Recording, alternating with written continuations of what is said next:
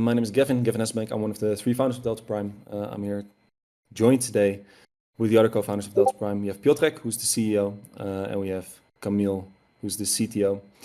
And my main role is to be in communication with you guys, as well as strategy, community management, etc. Today we have a little bit of a different AMA from usual. Main reason being that this is a different topic than we usually talk about. Usually when we have an AMA, we do it on X, we do it about some new feature that's coming out, some new partnership that we're excited about, right? Today, while we are very happy to be able to restart the protocol, the Arbitrum protocol, which is going to happen in 3 hours. While we're very happy about that, it is also going to be about some of the more serious topics, some of the more difficult topics, the topics that usually as a founder, when you just got hacked, you don't want to answer, let alone you want to answer it live in front of you guys. And because of exactly that, we are doing this, right? So the way it goes is as follows. We have prepared questions by ourselves. These are the hardest questions I could think of, and I picked them from the questions that I've seen throughout our Discord conversations over the past couple of weeks. But because we want this to be an AMA, we want this to be interactive, we have 2 routes for you to ask your questions as well. Questions from the community, usually they are at the end of the AMA. In this case, halfway through, we will pick questions, and you can either raise your hand in order to come up on stage and ask your own question, or you can ask your question in the chat. Niels will be monitoring the chat, so at random points I'll ask him to pick one of the questions, and then I'll read it out, and we decide who answers that. If you come on stage, you don't have to prepare your question in the chat beforehand. You can just raise your hand and come on up.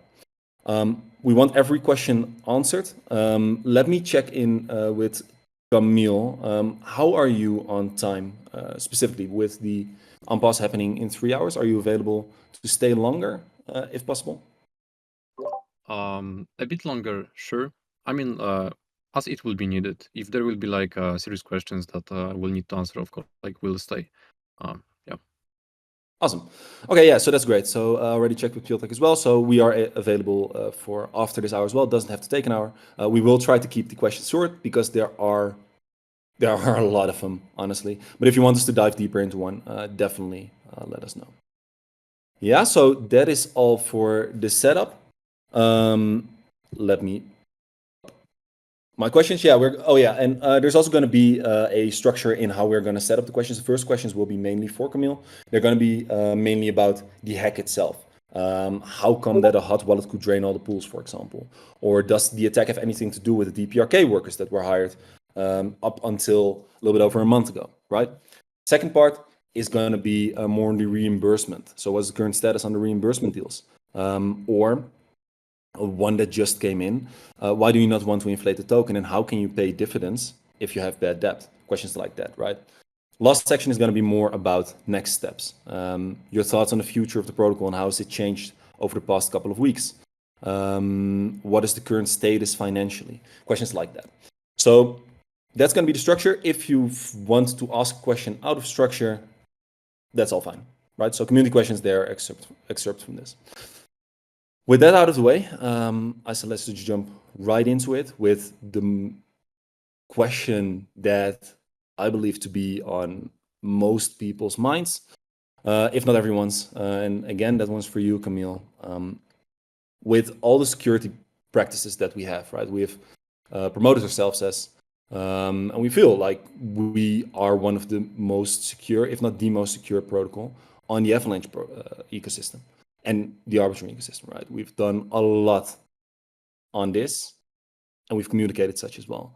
How come that with all those random attack factors that are covered, a simple hot wallet was able to drain all the pools on Arbitrum? Yeah, that's a very fair question. So as you mentioned, we do focus on security a lot, and we work with a lot of partners. Yet, despite of this, the hack happened, right? And how could it happen? I think best to answer this is to start shortly by explaining that our contracts, most of them in our protocol, are upgradable. And this is very much needed, especially in the newer DeFi protocols, because in coding in general, overall, it's rarely the case that the code you will write once will be perfect or will be without any bugs. Or even if it will be without any bugs, you may want to adjust it over time or add some functionalities or remove some functionalities.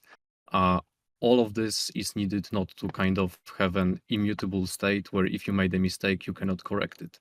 And upgradability is definitely needed and very important, but it also comes with increased complexity, of course, because now you have more contracts to manage and now the flow gets a bit more complex.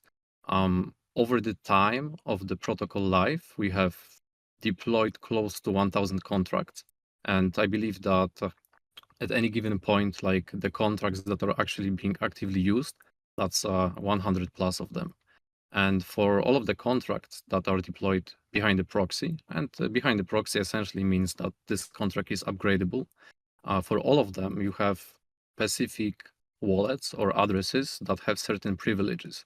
That can be ownership privilege, or in context of proxies, we are talking about admins. And admin is basically a wallet, an address that has the rights to update the implementation of the code. So you can make changes to the code. This being said, especially in the initial phases of deploying a protocol to a new chain or just overall, it is advantageous to, in the beginning steps, have hot wallets as some of the owners or admins, especially when you're just starting out and there is not a lot of liquidity in the protocol. But within the first hours, let's say, or first day, you need to make sure that although you tested everything before the protocol actually went live, once people start using the protocol, things can break or something unexpected can happen. And the possibility of being able to react quick because it is a hot wallet comes actually as an additional plus, because whatever happens, you are there to monitor and to react quickly. This being said, after the initial phase, it is very important to change those hot wallets to either a multi-signatures like Gnosis Safe, so an address, a wallet that is essentially controlled by multiple wallets, 2 out of 3, 4 out of 5, just not a single one. And it requires more than one signature to perform any kind of actions, right? So even if a single hot wallet or cold wallet gets stolen, this doesn't change anything because you need more than one signature to perform changes. And this kind of migration is definitely needed. And this is also something that we have performed on both chains. However, because of the complexity and amount of contracts, the end state was that even though most of the contracts and the owners and the admins were, well, in a valid way moved to our multi-signatures and to our time logs, there were auxiliary contracts related to pool contracts, namely the deposit and borrow indices that basically handled the accounting and the interest rates. And those remained with the hot wallet as the admin, which created a single point of failure that enabled the attacker to essentially change the implementation in a way that he inflated his balance and was able to withdraw from the pools whatever was not utilized at that point, meaning whatever was not borrowed by Prime accounts. Okay, so essentially, it should have been moved indeed, like to multi-sig time lock. Okay, following up, because I see a question in the chat. Because that's one of the problems. The other one is that the key was stolen in the first place, right? So can you explain how the key was stolen and what we will do to... I'll keep that one because I want actually to ask it later. But how the key was stolen, like whose laptop was the laptop like compromised? Whose one was it? How did it happen? Yeah, that's also a very fair question. So essentially, even though, or just although, the admin of the proxies, that wallet that was compromised and later used in the hack, it was a hot wallet, we still adhered to like the security practices and standards that we have, meaning that this key wasn't just available to anyone within the team or we didn't share it with even with the devs that we hired.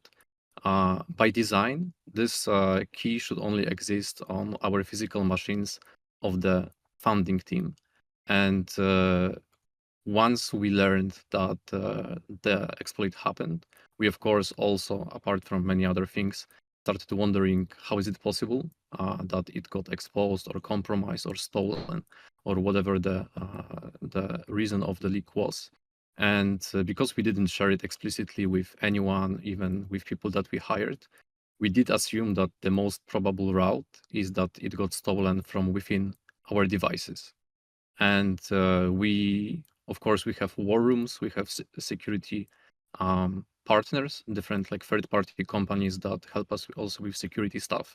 So we also asked them, how can we check if maybe that was the case, that it got stolen from our laptops. So we did various like scans for malware, any virus per se, or some other exploits that could have got installed maliciously on our machines. So far, we weren't able to identify the real root cause for this.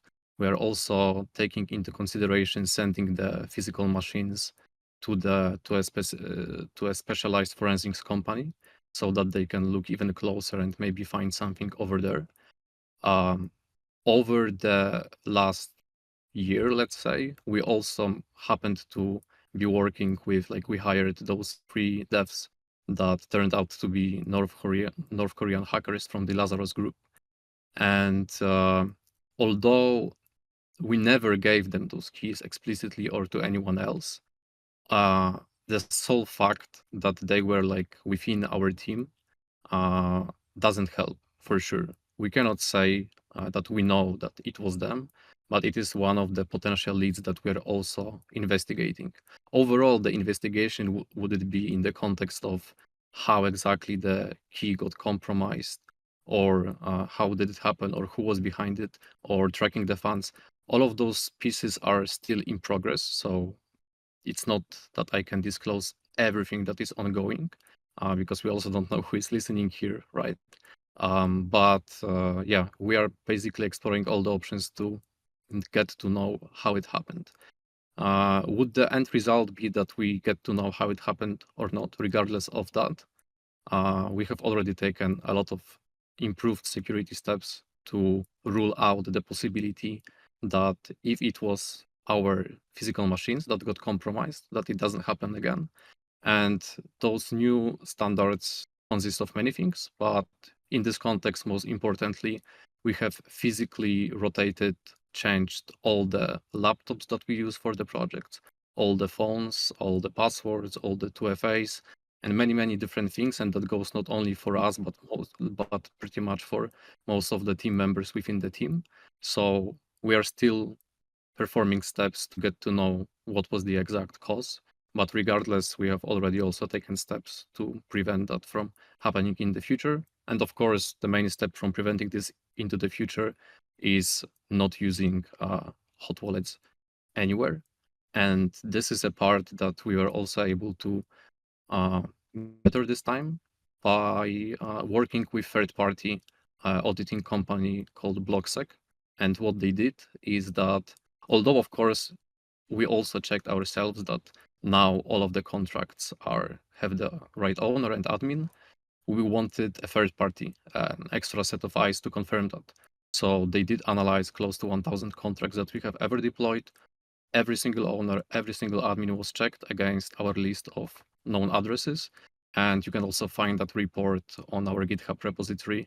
So those are also some extra steps that we've taken in the right direction here. Sweet. You answered like a bunch of questions that I still am gonna ask actually, because like you went into DPRK workers. I know that that's on a lot of people's mind. You went into some extra security steps.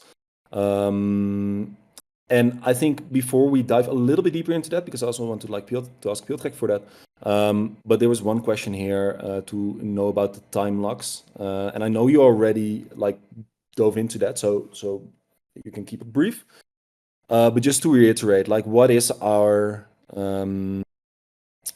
stance, or what is our procedure in terms of time locks versus using hot wallets? Yeah, so generally, for every protocol, using time locks, like its advantages, but generally, like for the users, its advantages at the right step of the protocol. Because if you have a protocol like Ava v3, which is there for more over the air, like the contracts are like multiple, like there is nothing changing in the contracts. The whole structure, the whole architecture of the protocol is well known for years. Then everyone is safer with having, for example, 7 days time lock or sometimes 30 days time lock. Like the time lock is there to protect the users.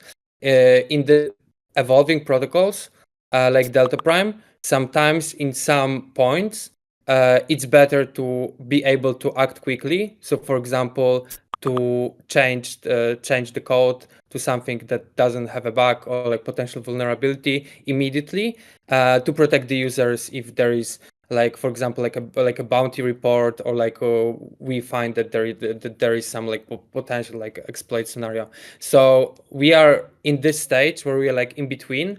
There are like some parts, like as you probably know, like the prime accounts, like they have a 24 hours time lock. The same which is gonna come for pools. Then with time we will be increasing these values. Probably like for pools we'll be able to have longer times, like faster, because there is not that much changing there. In prime accounts, like as you know, like we release new integrations, etc., add new functionalities. So for that, like sometimes having a shorter time lock is actually beneficial for everyone. Okay, and could you also dive a little bit deeper into, Camille just explained that the DPRK workers, that we're not sure like whether they did anything, but they shouldn't have, and that also answers one of the questions in the chat. That shouldn't have because the access to the private keys by initial design is just with us as founders. So there was something compromised, like a laptop was definitely compromised for sure. I can't say that because we don't have the results yet, but like that is by far mostly likely outcome, right? So that has been addressed. What is the logical follow-up question is, okay, how are you going to prevent that we don't get the next couple of North Korean hackers in our team? Yes, so North Korean hackers, they became like a really big problem for the full industry. According to some blockchain developers, like right now, more than 50% of the potential hires are actually DPRK workers, especially right now, as like part of their network was exposed. So they really quickly look to be like rehired as well. When we first learned about like the first let's say compromised employee, like the DPRK employee Jason, we learned it from Zach XBT, thanks to him. And then we started screening all of our other employees, including the ones that looked legit and the ones that kind of did like had the same kind of like similar profile as Jason had.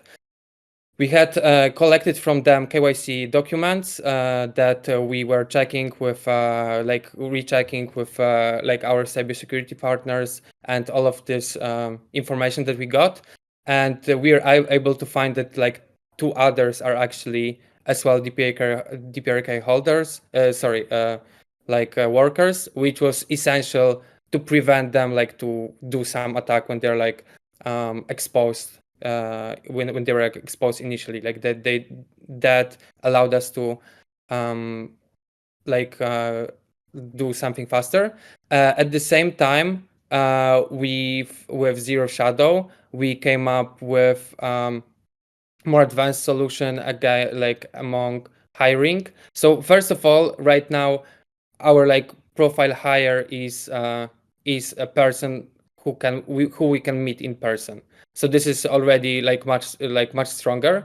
Then Zero Shadow will help us screen like every new hire, especially like the ones that could have been potentially risky. For example, like a dev who has some like access to the repository or like to our infrastructure.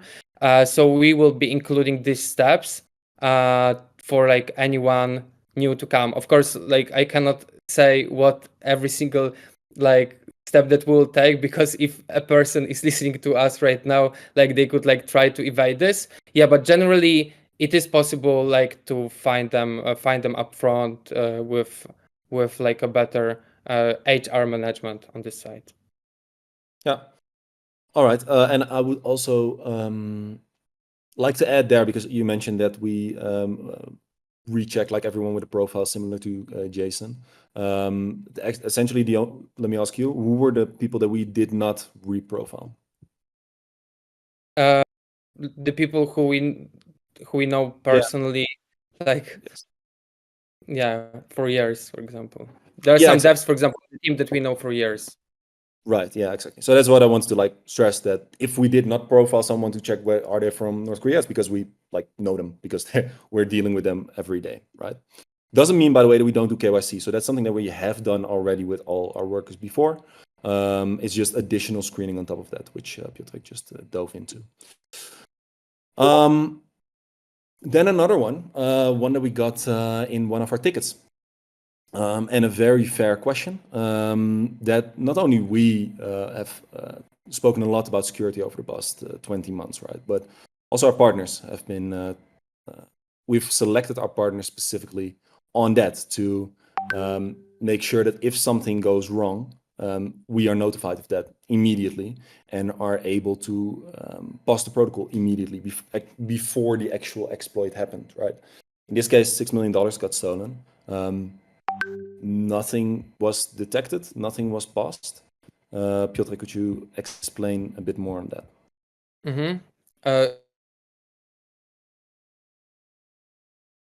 And there are a lot of really great new tools coming that, for example, try to manage the exploit risk, the economic risk, etc. New like solutions for key management, and everything is being built out. Like this is a young, innovative space, and when we do make our choices about what like cybersecurity partners are we gonna include into DeltaPrime, we do it by screening, by referrals from others, and we check the technology, like how good is it already. Of course, it's never perfect. And for example, like with Hexagate, we started working with them more than a year ago, and we were one of the first ones. Currently, they work like with GMX, with I think EigenLayer as well. Like a couple of big names are there, and same with Zero Shadow, for example. Like crypto incident response teams became a thing like not so long ago, and to our best judgment, with the best like tools that are available on the market, we try to incorporate it into DeltaPrime to make sure that we cover, like we mitigate every risk in the best way possible. But of course, we have to make some choices.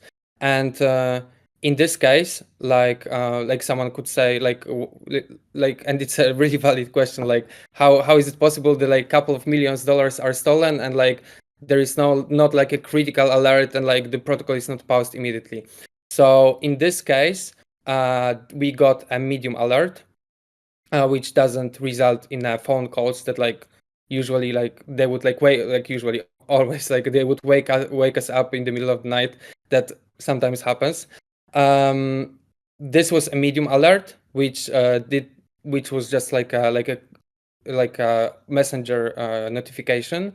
That's why because that's why we didn't like act upon like immediately, and it was a medium. Like it sounds like it should be critical or it should be high because of like what actually happened. So the way these like protocols like Hexagate work is that they have like a neural engine, something like an AI tool that analyzes the history of an exploit, and then like there is like this data learning of, okay, this was an exploit, and similarly to ChatGPT, it can answer like new questions, not only the old questions, but it does it with some accuracy. And to say whether it's 90% or 95 or 80. It's impossible at the moment because there is not enough data, but this is like the best tool available on the market in this case. So what we did from now on is that every medium alert became kind of high or critical already. So there is gonna be way more urgency to anything, like to any future alert that comes. And at the same time, like the ownership transfers, they will become high as well, like by design. But generally, like even medium will be resolved much faster. Awesome, thanks. Yeah, so I was actually writing an answer to one of the. It isn't a question; it's more of a comment, which is that hackers are not such a big problem if you have all the necessary safety procedures in place. It's obvious. You should protect the protocol and users' funds even against the founders, which is right. Yeah, which is completely correct, and that's also why when you see us dive into what went wrong, we're not so. It is a question because it's necessary to also address. But the first question that I asked wasn't. Let me actually pull my questions up. Wasn't whose computer got hacked and how it happened, but how come that a hot wallet can drain all the pools in the first place? Because I completely agree, we completely agree that that's the bigger issue rather than if a computer gets hacked. Because that means, and maybe Camille or Piotrek, you want to dive deeper into that, but that means that a person is able to drain all the pools, right? And that might beg the question, okay, like, did you always have the ability to drain? Did you always leave room to drain all the pools from of DeltaPrime? Yeah, that's that's a very fair question as well. Like just to add to what you said about this question or comment from ATDeFi if, I also totally agree that by design everything should be set up in a way that it's protected not only from like hackers but also from even founders. Like there shouldn't be a single person that basically wields all the power and can make any arbitrary changes. So when it comes to the question if we always like left a room to be able to do it like with just one wallet, well, we didn't do that. Just like the steps that we have taken, they resulted in some of the contracts that I mentioned still having the hotkey without us knowing. And like that's the problem that we have addressed now with BlockSec, with all the checks and like moving everything now for real to the multi-sig and time locks. But yeah, apparently the possibility was there. And that's definitely something that shouldn't be there by design. And like now we do whatever we can to make sure that it stays this way. Yeah. So indeed, like, and now we're doing everything we can. Sounds a bit like we didn't try to do that before. If you look in our docs, you see in the security section a page that's dedicated to how do we protect you against us. And indeed, in this case, that like it was possible to actually drain these funds. That should not have been possible, and we are doing everything in our power to prevent that from happening, right? Because again, we agree that's the bigger issue rather than rather than a computer getting compromised. Then I think we had one last question concerning the hack, and then we're going to move on to the Actually, then we're going to open it up for someone who wants to come on stage, ask a question, and then we're going to move on to the reimbursements. But first, the last one that I've done from the hack. Is the hacker didn't respond at all? Was there some contact with this bad guy? And I can answer that. So if you look into the post-mortem, you see a time at which we reached out to the hacker. It was relatively late. And that is because we were, when this attack happened, I was, fortunately enough, going to I was in America. I was in Washington. I was woken up, like called up at 3 a.m. in the morning because this attack happened, right? And I was in Washington. I'm usually like I'm either in Europe or in Asia. I was in Washington because I was going to a negotiation masterclass of one of Chris Voss. Maybe some of you guys know him. To learn more about negotiation, because we did have this recent attack. And I was like, you know what? Should this happen again? I know like the last one went well with like a 10% bug bounty, I believe we should do better and we can do better. So I went there specifically to prepare for a negotiation and a conversation with an attacker should this happen again in the future. And then a couple of hours before the thing started, this hack happened. So it was a very unfortunate timing or fortunate timing. But this timing made it so that we were like, you know what, we're gonna postpone talking to the hacker, which worked out because he didn't actually move the funds in those first hours. He moved it the day after, like he took quite some time. But that was the idea behind it, right? To actually get like this whole group of professional negotiators to help us, and it was also used as a case study. So I got a lot of feedback there. But turns out that there was a connection, and Camille mentioned it a little bit earlier. There was a connection with someone from the Lazarus group as well. So because this was a very sophisticated hacker, maybe Piotr wants to dive into that a little bit as well, but like a hacker that's well known with the authorities and with our security partners as well. And he's not known for actually talking with the projects that he rugs, for lack of a better word, right? So no, he never responded, which sucks because that gives a huge, I wanted to say that gives a huge feeling of disempowerment. That being said, him not responding is not the only course of action, right? So in the meantime, we are tracking the funds wherever they go. We can't go into too much detail I don't want to say it like throughout the AMA, but you've heard it a couple of times already. Like there are some things that we just can't say because either it compromises our negotiation position for getting actually the funds back, or the actual hacker is in the room and he's listening to what do we know and what won't we know, right? So to prevent us from having to repeat this over and over again, let me say there are going to be more questions like that, right? But despite us not being able to talk with him, means that we will have to go the other way. That doesn't mean that the money is definitely not coming back. It does mean that it's definitely going to take longer than if he was going to talk to us. Hence why we're going to move forward as if the funds are not being returned, with a whole reimbursement plan and a whole plan to like get everyone whole. Sweet. So DG, is there anyone who like wants to come up stage and ask their question in person? If so, you can bring them up right now. I'll give a second for that for people who maybe are thinking of a question right now and wants to raise their hands. If not, we're going to move on to the reimbursement part.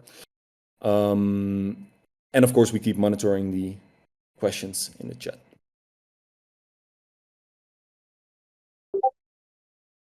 Alrighty. One bridge question, by the way, because we have so we've had an attack before relatively recently. Actually, let me do two questions. Maybe one to Piotr first. We have an attack before very recently. We took actions to prevent that from happening again, and 1.5 months later we are hacked again. What's to say that a month from now we won't get hacked a third time? Mm-hmm. Yeah, this is definitely like a consideration that most of like depositors of our prime account holders they have, and token holders and everyone.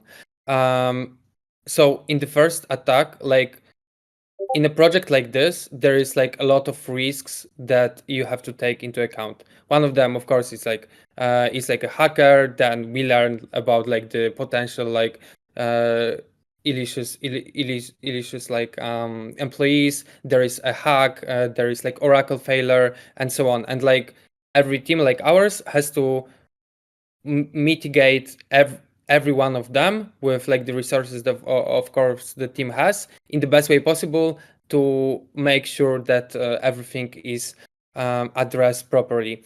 And in the first attack, it was the attack through like protocol logic misconfiguration during the initial configuration, initial deployment. And to prevent it, like we first of all we checked it like for the similar vector of attacks with AstraSec, who is our auditor, etc. And we were checking similar scenarios like internally for like 24 hours. and then of course like in the days after that all happened, and we focused like on this area in the previous attack. So there was this area that we focused on, which is smart contracts, and as you know, we are during like our blocksec audit, which is like re-auditing like every single line of code from the very beginning of DeltaPrime. So which is like more extensive than just like focusing on these vectors. It's more extensive, but it doesn't cover every potential risk that DeltaPrime has. With this one, especially that it came like so short after the first one, plus there were like DPRK workers, which is another security issue.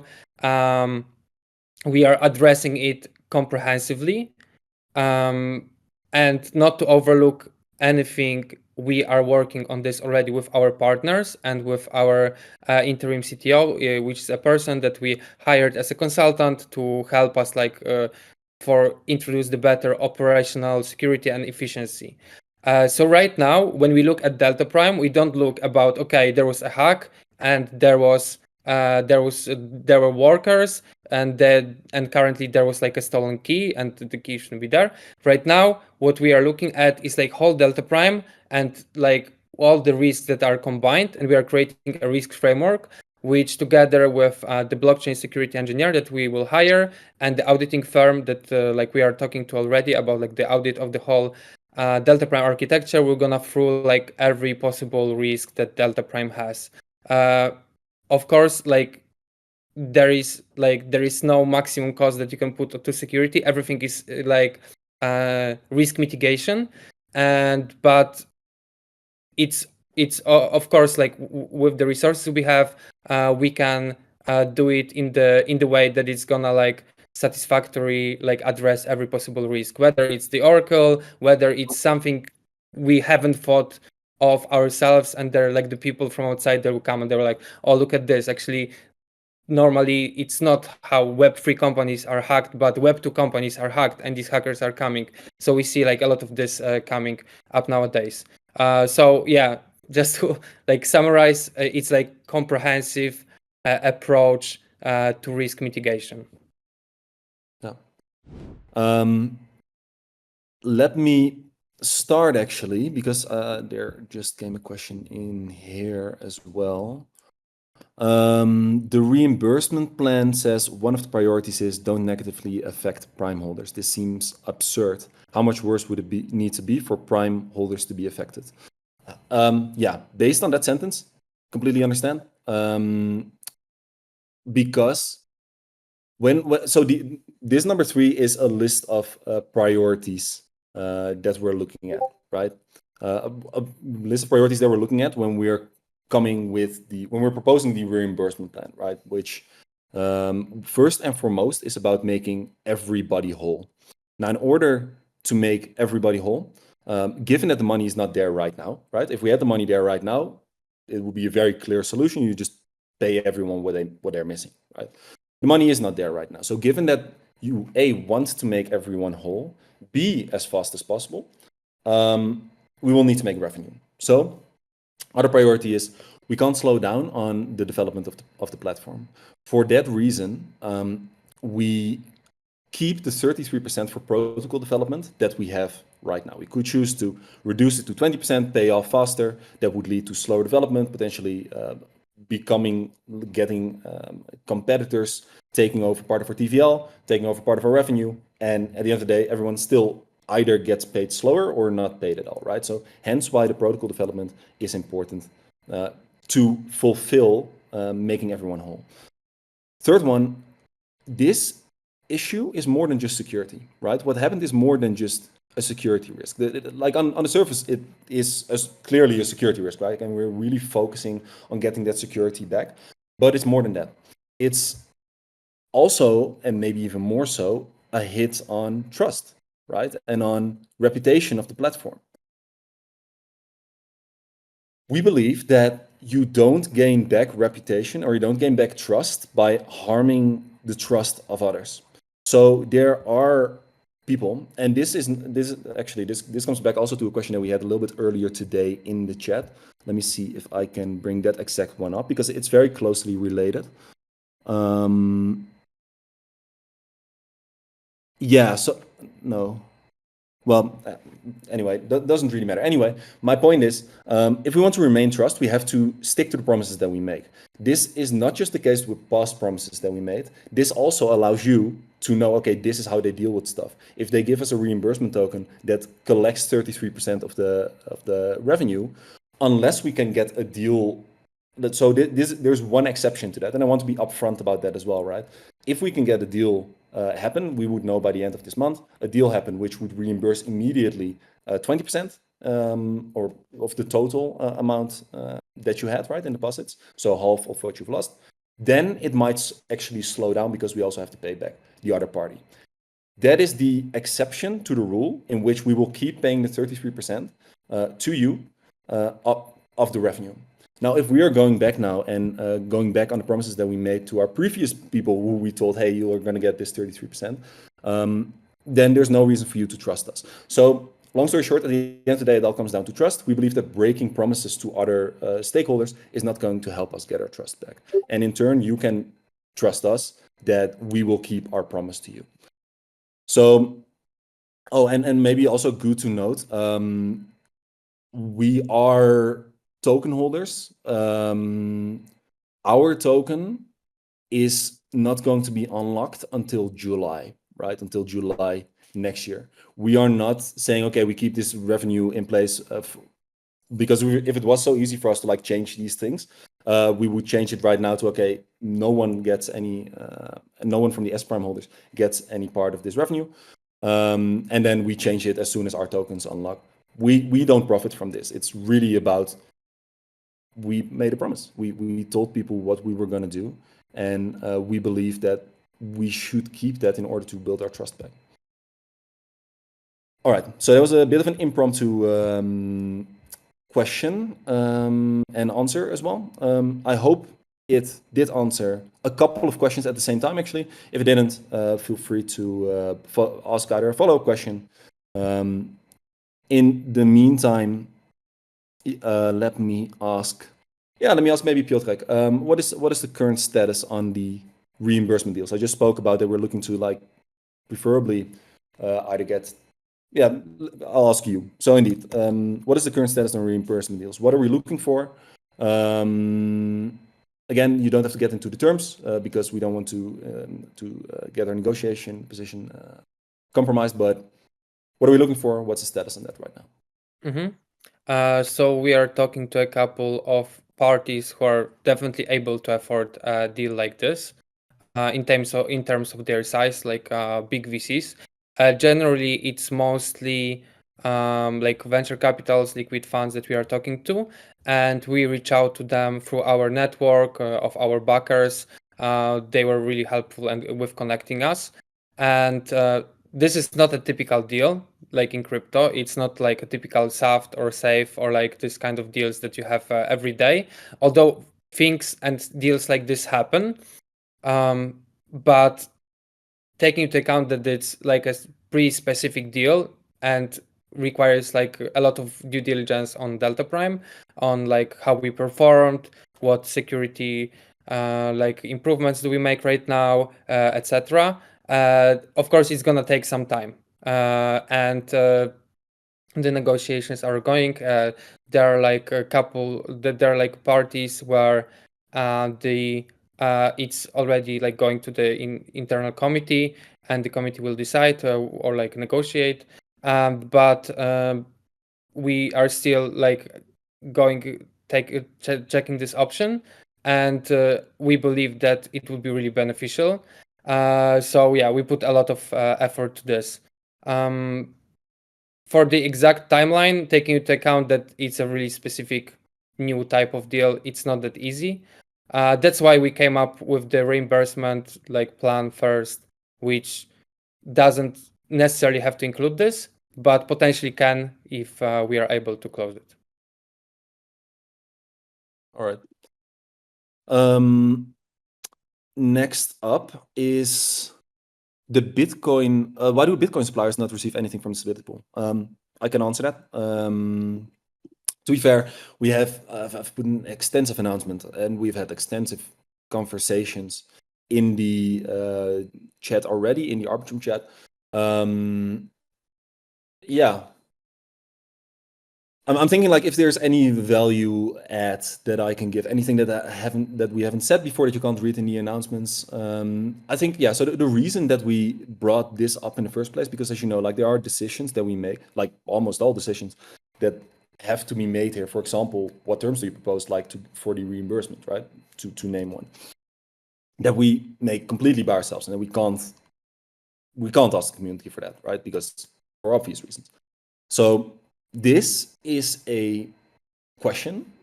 So, and the question in this case would be, hey, how do you actually divide the stability pool?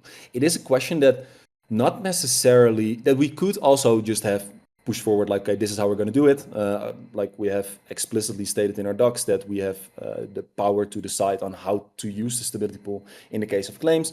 So we could do that, but it's not about us. It's about you guys, all right? And we all know how much money is there, which is $1.3 million, right? There's $2.3 million in total stability pool, $1.3 million, which is actually available to use in whatever way we wish.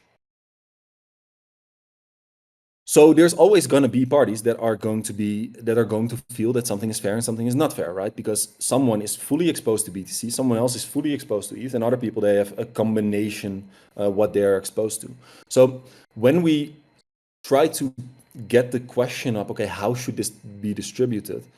Actually, we should have, it's not possible to do this without having people taking a position that's in their benefit, right? If you are solely in BTC, of course you want a solution that, and exceptions, right? Let me say it differently.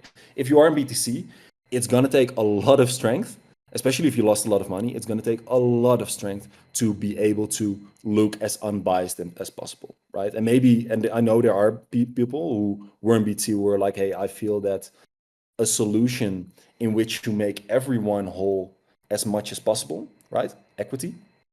So you look at the outcome. In this case, that's what we went with, which led to 75.51% on all pools, except for BTC and DAI, which were already above that. There were people who were in BTC who said, hey, that sounds like to me like a fair solution, right? So of course it's possible. That being said, it makes sense if you don't feel that that's fair. Not only because you're personally affected by whatever the outcome is, but also because there is definitely something to say to not look at the outcome alone and go, hey, we shouldn't, or not look at the outcome at all and be like, hey, we should pay everyone. If they lost money, we're going to pay them back $100, right? Or $300. We're going to divide the stability pool over all users who lost money. I completely understand that line of reasoning, right? And because there is no good and wrong, like with other, I mean, everything is in a bit subjective, of course, but some, like the terms, there can be a term that you agree with a liquidity provider that can just be wrong for the wider community, or that can be good for the wider community, right? With this, there's no clear good or wrong, hence why we want to bring it up, why we want to bring you guys into the conversation. And I understand that means that some people will feel like, okay, now I committed to a stance, and because of that, I feel more rejected if you don't actually do that. And that's a risk that we have to take to get to a solution where we know that what we decide on this is in line with the majority of users of the community. Next up, actually, Niels, because I see a couple of multiple questions. Like, do you have a question that you think is good to answer right now that you could put in the chat, so I don't have to sift through it? Are the potential deals with VCs going to result in token inflation? How are these designed, and what is the protocol losing on these deals with VCs? No. So very good question. When I say, hey, our priorities are making everyone whole, doing it in a way that does not slow down the protocol, and doing it in a way that doesn't inflate the token, we're not doing any backdoor deals where we then do slow down development or inflate the token. So no, as a matter of fact, how this reimbursement deal or how this reimbursement plan came to be, it was very much inspired by the conversations that we had with VCs, right? So any deal with a VC is either going to be future revenue or it's going to be part of team allocation. Because and that's actually something that we need to talk about a bit more as well in a second. But regardless of what decision we make, it will not result in slowing down protocol development or in inflating the token, while at the same time taking as the main priority, paying back everyone fully. And second priority, paying as fast as possible. Niels, any other questions that are good to address here? As for the reimbursement, how can you pay out dividends to S-Prime holders if you have a debt to affected users? Yeah, then that was actually there was one that was in the chat a little bit earlier as well. Okay, and I also see one pop down below, which I fully agree with actually. It's worthwhile repeating what the current reimbursement plan as stated in the announcement is line by line. Line by line I can't do because, I mean, yeah, that is going to take a long, like we have a whole reimbursement plan. It's not in the announcement, it's in the post-mortem plus reimbursement plan. So definitely read that.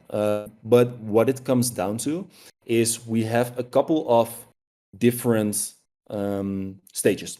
And I'm going to explain that first briefly, and then we're going to move to the question that Niels just, or that community member just posted. Stage number one is stability pool. Stability pool will be divided in such a way that everyone has the lowest, so it's going to be divided in such a way that there's no one who is specifically or no particular group specifically disadvantaged against the rest of DeltaPrime. So everyone is going to be made equal in that sense, which means that for all pools except BTC, which had 65.4, I believe, still left over. And you have DAI, which has 59.13, top of my head, still left over. The other three pools, they're going to be filled up with a stability pool to be made to approximately, and it can be very small fluctuation due to just price differences and not being exactly hedged, but 57.51%. So that's the first, right? So everyone is going to start from at least 57.51%. Then second up is going to be reimbursement tokens. For every dollar that you lost, you're going to get $1.4 in reimbursement tokens. It's an R token, fully fungible. You can use it however you want.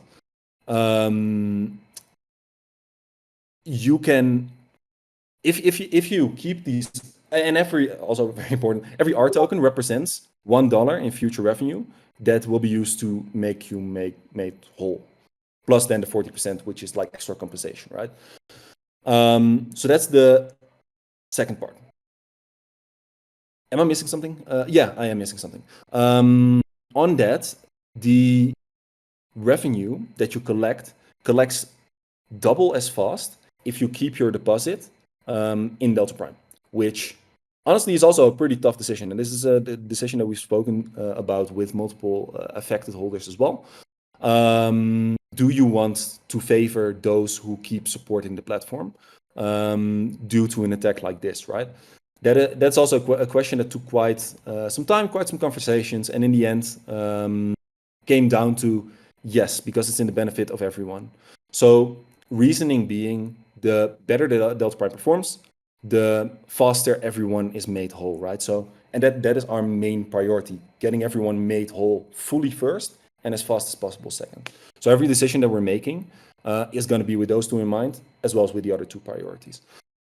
If we do not incentivize holding your position on DeltaPrime, there is a higher likelihood, regardless of what that likelihood is, there's by definition a higher likelihood of people actually withdrawing from pools, which means that borrowers, maybe they don't want to repay, but all of a sudden their interest rates are very high, they will have to repay. And because of that, there will be less liquidations, and maybe other revenue streams that we might do in the future. There will be less revenue for the platform. And in this case, like again, the main priorities, the people will be reimbursed slower. I want to say way slower, but that really depends on how big that effect actually is. Point is, there is going to be that effect. So So if you keep your R tokens in the platform, as well as with the deposit, you will receive your reimbursement double as fast. That's not to say that the rest will not receive the reimbursement at some point. Everyone will be made whole as long as that's in our power, right? That's our main priority. You'll just receive it faster. R tokens, and then there's an alternative, which is Prime tokens. Prime tokens will be at a discount, 0.886, top of my head, the exact number, so dollars, for which you can buy the Prime. You buy it with the reimbursement tokens.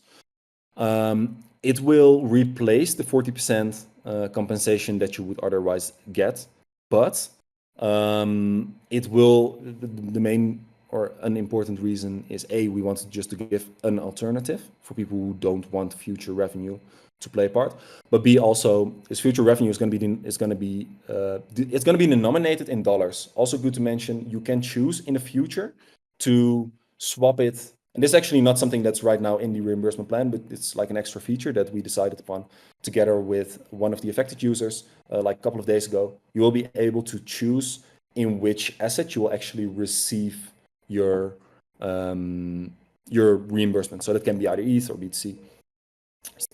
Status quo is going to be USDC. So you can exchange those for Prime tokens. Now, Prime tokens are not going to lead to inflation. It's going to be from it's going to come from the team allocation.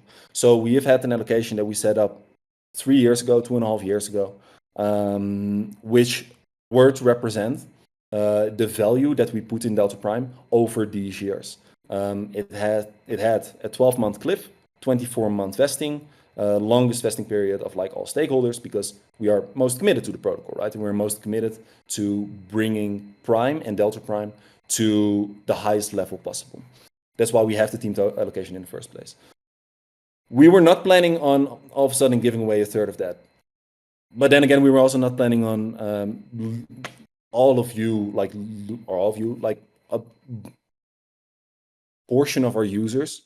Like we're not planning on losing $6 million overnight either. So yes, you will have to make sacrifices. And while we don't want to make sacrifices on the promises that we made to other people, again, because it is about trust, we are willing to make sacrifices on what we have control over ourselves, right? So there's a 33%, which you can buy at 0.886. Again, top of my head, might be slightly wrong. You can find the exact price in the document.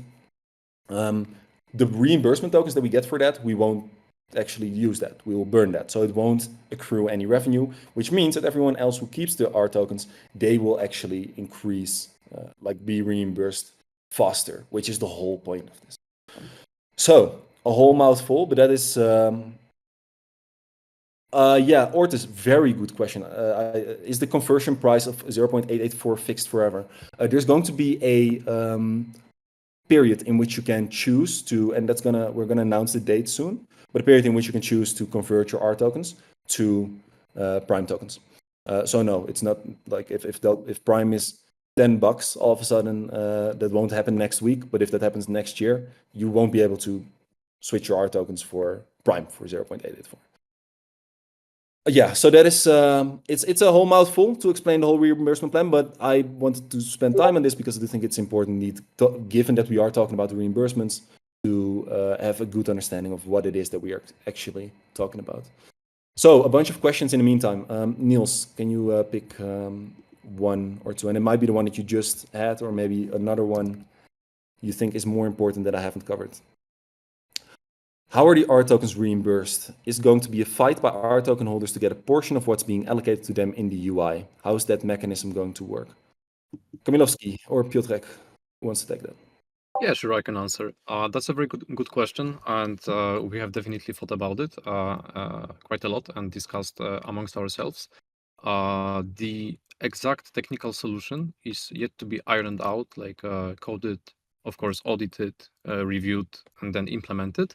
But it will be still using the R tokens that you are getting today, and it will definitely have a mechanism that will prevent this situation that you described from happening. So whenever, would it be periodically or every fixed amount of like dollar value of revenue that we made towards reimbursement, we will be topping up a certain contract that will be used to exchange your R tokens for USDC. It will work in a way that, let's say we got 10% of the total value that we need to pay off all the R tokens, then everybody that has the R tokens at that given point will be able to exchange only 10% of those. And the exact mechanism how it will work will be yet audited and ironed out, as I said, but definitely it will be, well, in a way that it will not be first come, first served, but just like a fair distribution. All right. Matthijs, let's bring someone up for an in-person question because we haven't had that yet. If the question is still there, I don't know if that's the case, but Matthijs just had his hand up a second ago. Is he coming up or not? DG, Matthijs, can I get a confirmation? If not, we're gonna move on. Alrighty. Niels, any other questions? Oh, here. What happens if the money is ultimately recovered and people have swapped their R token for Prime? You'll have Prime. Yeah. So that is that's the decision that you'll have to make. So, oh wait, what do you mean by that's what you mean by recovered. Yeah, from the hacker. Yeah, because there are like different ways in which we can get money back, right? There's revenue, there's like partners. You mean from the hack itself? Honestly, like we haven't discussed that. What happens if the money gets recovered with those who bought Prime? Intuitively, I would say you bought Prime, right? You bought it as a discount as well. So, yeah, I that's the risk that you're taking by buying Prime. What happens to, yeah, because we do have actually money left over. I don't know. We're gonna we're gonna discuss this and we're gonna come back on what we're gonna do with that. If you have thoughts on what we should do with that money, what's fair, definitely let us know. Very open to that. Great question. Any other questions, Niels? Because and the reason I'm asking Niels, by the way, is because there's a lot of questions here, and I want someone to actually read through the questions instead of me just taking a random one, right? So it is a one-time decision. Either choose to convert your R token before the date or keep the R token and receive dollar-denominated future revenue. Yes, that's indeed it. Mainly for simplicity's sake, for predictability, which is actually also one that we looked at in our decision-making process. For predictability for everyone, to understand, like, okay, how much is the protocol going to reimburse? How much am I supposed to get back? Am I supposed to get anything else back?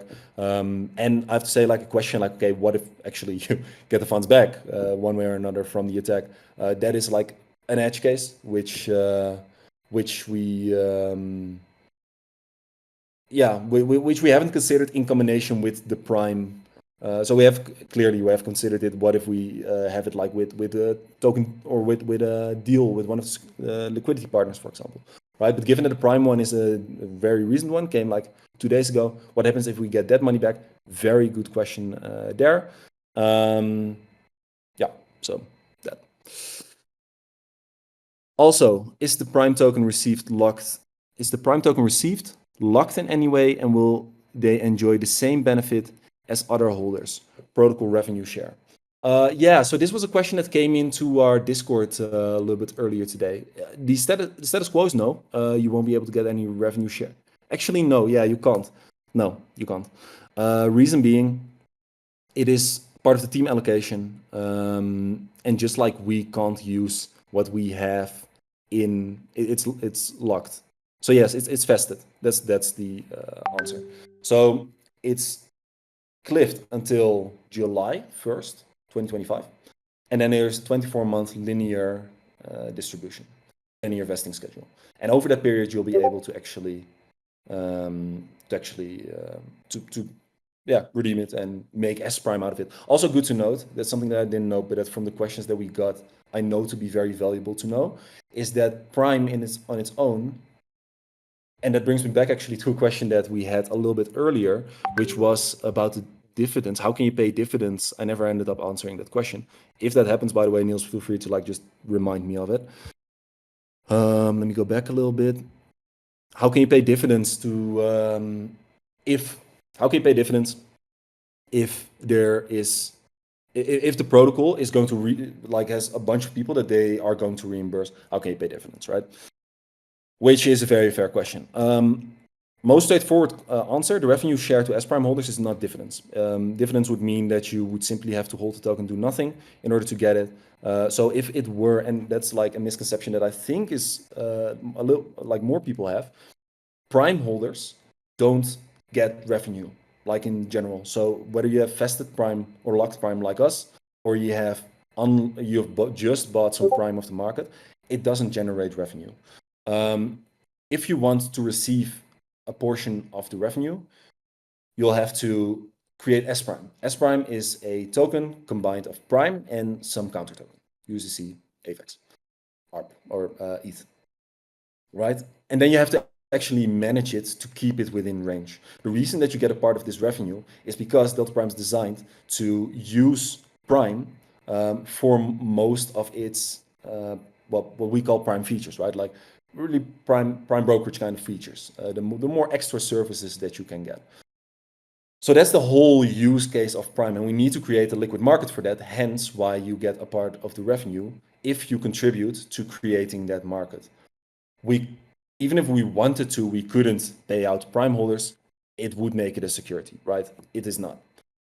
Prime is utility token, and S prime you use to get to support the protocol and to support other people who want to actually use those prime features and who want to not pay a bunch on slippage in order to actually use it. Alrighty. Could you clarify what you mean? Also, is the prime... Wait, let me see if I have any questions myself, which I think needs to be addressed, because I, as you can see, very much prefer answering your questions. But there might be something...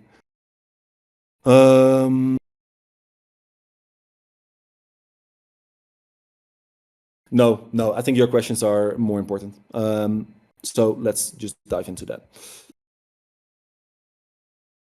Wow, but it's a lot right now. So Niels, if you, yeah, there's another one. Or if someone wants to raise their hand again, we're also very open to that. You mentioned by keeping tokens on the protocol, you will be reimbursed faster. Do you have a current list of all wallets affected versus new depositors? Mr. Tembi. I don't know what that last part means. But yes, while we can get a list. I think I understand the question. Yeah, I understand the question as well, but if you want to answer it, go for it. The second part. Do you have a current list of all wallets affected versus new depositors? Yes, we have, and we will be able to track it. But the idea with our token is that with our tokens is that they're liquid. So generally, like if you want to sell our tokens or buy, someone creates a market for it and someone else wants to buy it and wants to use it together with their deposits, they can. In this way we enable you to have a possibility of entrance or of exit. In this case, we believe this is gonna be the most efficient market and most efficient solution.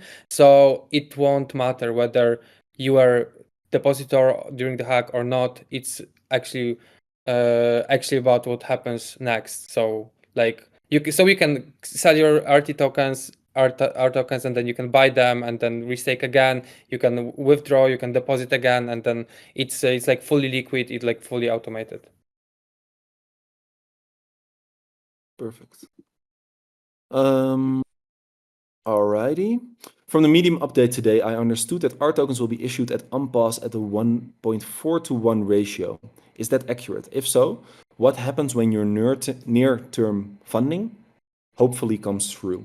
Will the reimbursements from that funding be used to back our tokens at the time? And if so, at what ratio? Or is there a different mechanism?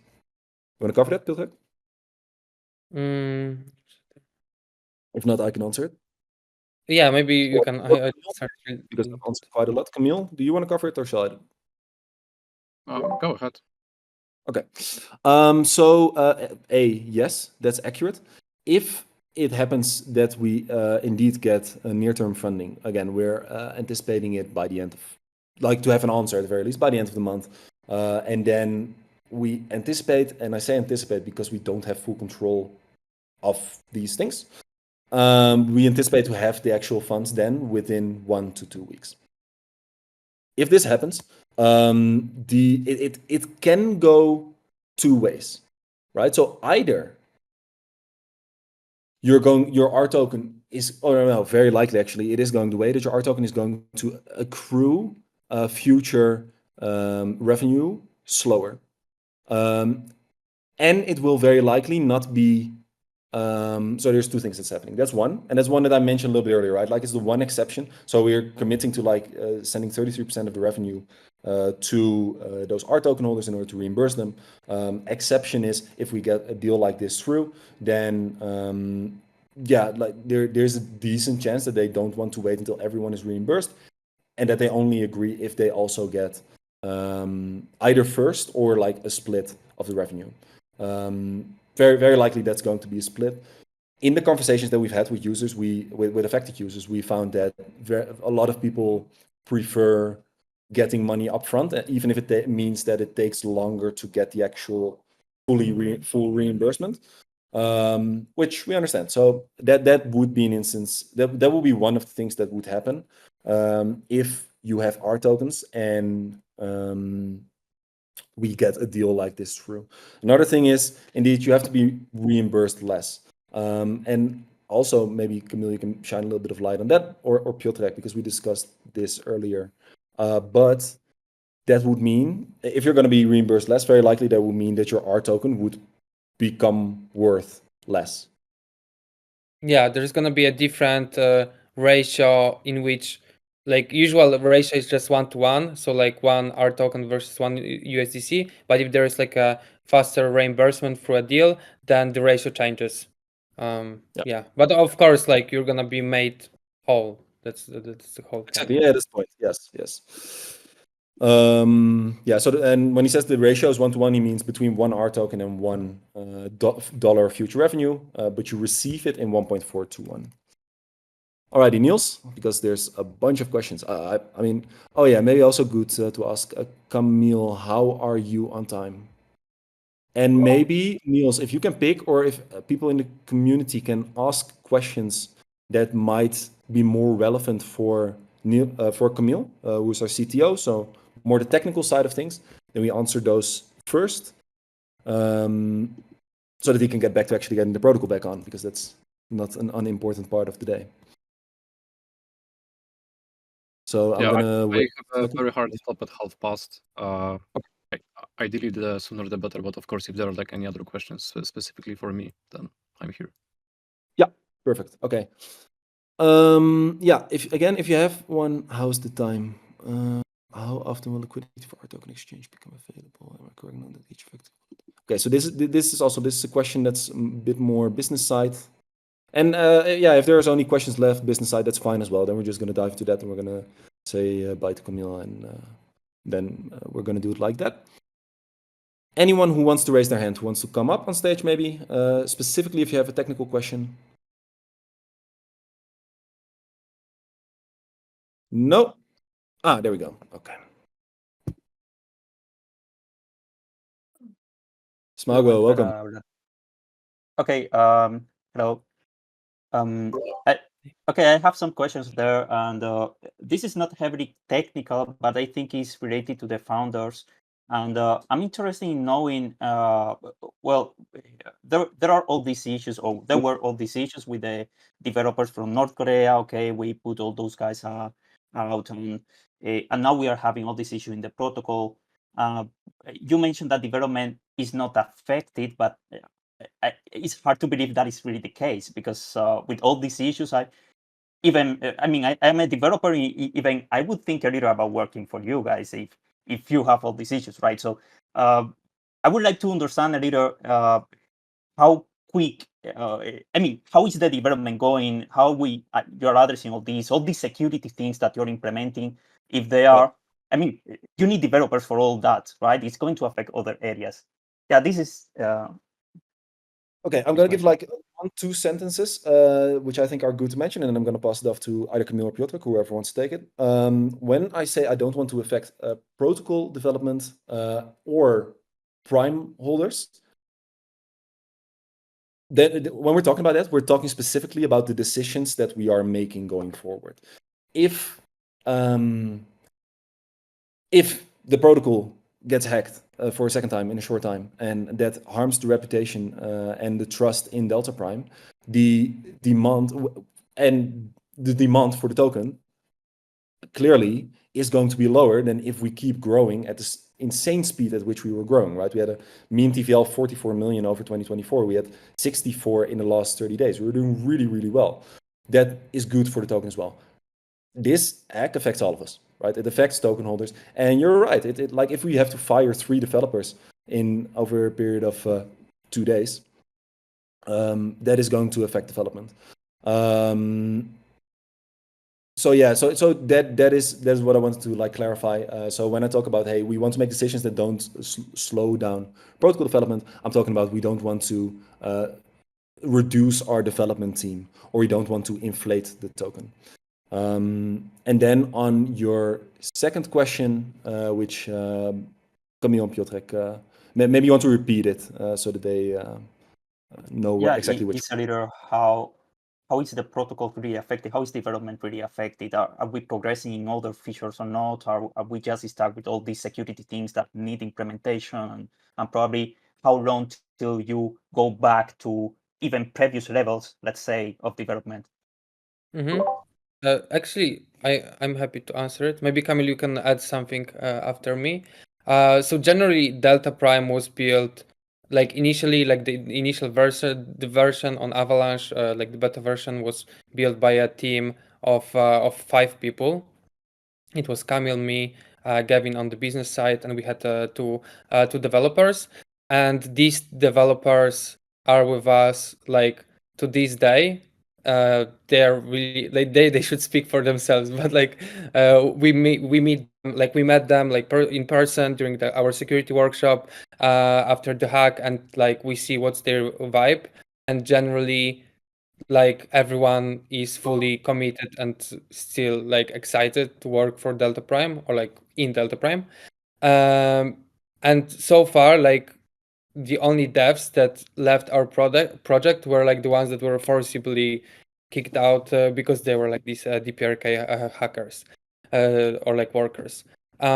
So right now, of course, like probably like some of you have seen that we slowed down compared to when we had these developers in, because there were like 3 devs and they were actually pretty good. Like some of them were actually amazing.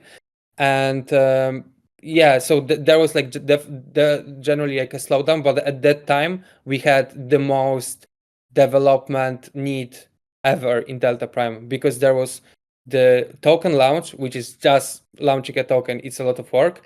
Then there was like S-Prime launch at the same time, and building S-Prime into DeltaPrime, into the UI, etc. And that was a lot of effort. As we mentioned before, like right now we focus a lot on like this operations, how to scale our team, how to scale it and make it better scalable at the same time. And this is done together like with our advisors, with our consultant. So he's like at the moment like the most important hire, because he is the key hire to, from now moving forward, to build the most efficient team. Because sometimes with a 5 people team you can build faster than with 20 people. Actually in IT that happens a lot. So we want to have a very efficient team, and like the devs who are there, they are still there, and it doesn't look like they're leaving. Of course everyone can choose on his own. And we are hiring more. Like at this moment we are like at our like we are the biggest team ever we have ever been. There is a lot of like on our marketing side, on the business side, and we are hiring a new DevOps.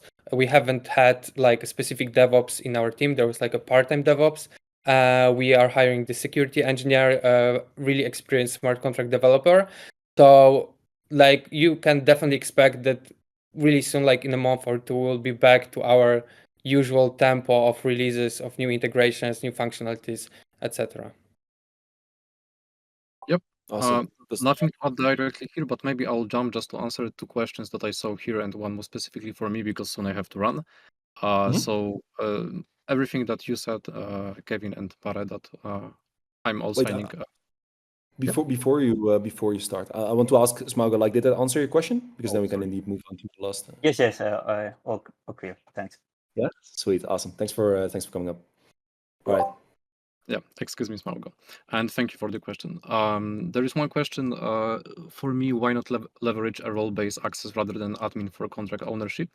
And this is a very good question. And I do agree that this is even a better system than the one that we currently have, because it allows for more complex, more composability, or like more granular control.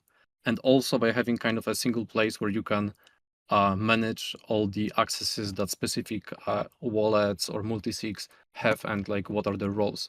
So I definitely agree it is better, and not only we agree that it is better, but we have already prepared contract changes to implement this, and it is being audited now by BlockSec. So it will not be there at the moment of unpause. At the moment of unpause, we have everything under like multisigs and time locks, not with hot wallets. And that also relates to the question from Mr. 10B, the hack that just happened, can an identical hack happen again upon unpause, or we mark that attack vector as patched? So yes, we do mark that attack vector as patched because we have checked all of the owners and admins, and not only we have checked, but we have asked BlockSec auditing firm to check it for us as well. And there is a report that we published today on our GitHub repository. I believe there's also a link to it in the postmortem. There should be. So that attack vector was already patched. And Ortiz, to your question, which is a very good one, fully agree, and that is already in the work, and it's being audited as we speak. So coming soon. Sweet. Awesome. Okay. I think that's all the questions for you. Thanks for joining us, Camille. Thank you guys for being here, for all the support, and for all of the questions. Yeah, so a long list of questions still remaining. I have all the time in the world. Piotrek, I don't know how you are on that. Yeah, I think like half an hour I can, and then I'm going back to the unpause as well. Yeah, you should be able to cover that in half an hour. Niels, are there any other questions that we missed that are good to answer right now? And if everyone wants, or if anyone wants to raise their hand, feel free to do so, and you'll come up shortly. Okay, Smalgo, request to speak. First, before we go to that, I'll get you up in a second. If I choose to convert my R token to locked prime, I do not have any incentive to. Oh, I do not have any incentive. Sorry, it jumps around. I do not have any incentive to keep my saving in the protocol, right? The double speed reimbursement is only for R token holder. Yes. Yes. Yes, that's correct. Yeah. We haven't again. So this prime, this lock prime thing is a very recent thing. So, Piotr, what are your thoughts on that? Yeah, so directly there is no at this moment, like no designed, but like you can think about indirect ways, like if you help the protocol growth by providing liquidity. Okay, yeah, that's it. Right. Yeah. So there are indeed. You are very likely more aligned with the protocol. Let me say it differently, what Piotr was trying to say. If you have this locked prime is going to be most useful in the protocol, right? So no, you don't have an incentive to keep it in the savings directly. But if you're actually going to use your prime, you probably want to use the protocol as well. Smago, welcome back. Okay, thanks. These are very simple questions, maybe even obvious, but I just would like to ensure I understand them. So the first one is just for depositors. So you're going to unpost the protocol, I hope, if everything goes fine the next hour or so. And so depositors are able then to withdraw 60% of around 60% of what they had there. And there is no any penalty for doing that. So, I mean, these tokens are going to be given to them, and they are free to do whatever they want if they want to keep their current asset there or withdraw. Is that correct? That's correct. Yeah, so you are incentivized to keep it in, because it comes down to perspective, right? You are incentivized to keep it in. That double speed comes from the same stability pool allocation as those who do choose to withdraw. So yeah, you're incentivized to keep it in, but no, like if you're taking it out, there's no withdrawal fee. There's no, you're not getting 10% back or whatever. No. The second one, when you mentioned that you're routing the revenue of the 33% of the revenue of the protocol to the RT, so to these token holders, the RTKN. So we are talking about Arbitrum revenues or all the protocol, including Avalanche revenues as well? All the protocol, everything. Right now, Okay. future. Okay. Okay, thanks. Yeah, I think that's it. That's it. Yep. Awesome. Well, thanks for coming up. Yeah, for how sure. are your questions? Because actually there is like a follow-up question that comes to me that I saw in the chat earlier. I will just address it quickly. Yeah, because like a concern of some of you is like, okay, so there won't be a stability pool, of course, right now, but in the future, unforeseeable future, because it's all gonna be used for the back reimbursement and like how to tackle the future potential vectors of attack. So this risk framework that we are working on with an insurance provider, crypto insurance provider, and the part of it is just to like mitigate issues, and the part of it is to allow future insurance providers, including this one, to assess different risks of DeltaPrime and allow us to like insure the protocol, the users, the deposits against. And it's not gonna be anymore just specifically the integration risk as it was up to now, but that we will have more options at the site. So like we will have options to have like stability pool, which is actually gonna be like more capital efficient, because right now, okay, we had this $1 million, but like, you know, with $1 million, if you pay it in premium, you can get like the interest of a much bigger size. So this is where we will be looking into like in this area. Yep.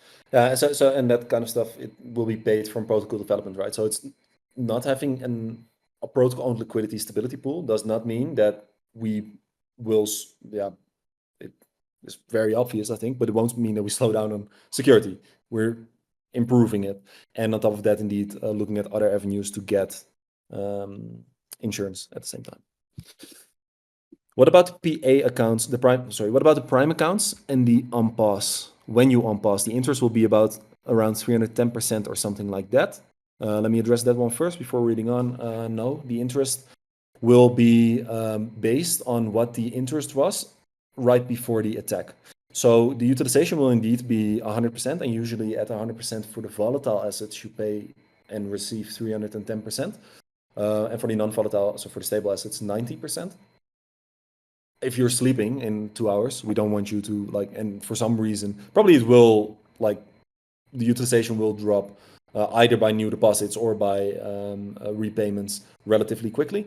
But we don't want you to pay like 310% if that doesn't happen. So interest rate is going to be similar to the one that you had right before the attack happened. And that's going to be for Piotrek, 16 hours? What do we decide on? 16 hours. Yeah. So that's going to be for 16 hours. And then it's going to be based on utilization again.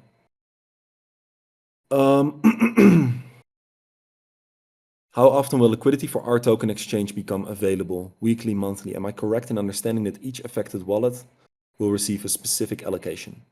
You want to take that? Sorry, I need to read it. I can take it as well. You can take the next one in a second. So sorry? when you talk about R token exchange, liquidity for R token exchange, do you mean from R tokens to Prime?